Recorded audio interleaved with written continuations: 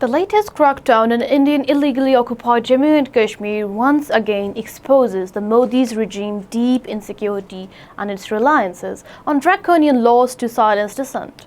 By filing charge sheets against activists of Tehreek-e-Hurriyat and the Jammu and Kashmir National Front under the Black Law UAPA, Indian authorities have turned peaceful political activity into a criminal offence. These so-called cases, registered at Patan police station and presented before the NIA court in Sopore, are nothing but tools of collective punishment.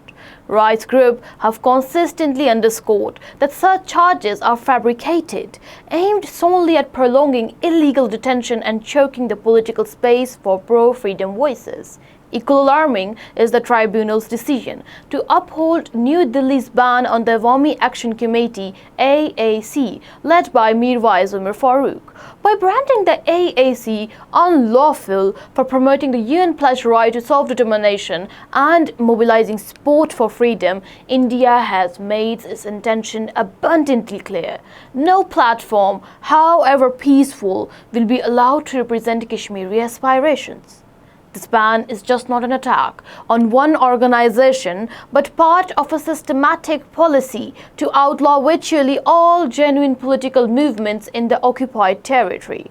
Together, these developments, they highlight a very grim reality.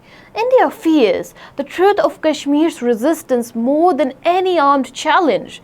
The use of black laws like the UAPA is a confession of weakness, not strength. Yet, despite bans, arrests, and fabricated cases, the people of Kashmir remain unbroken.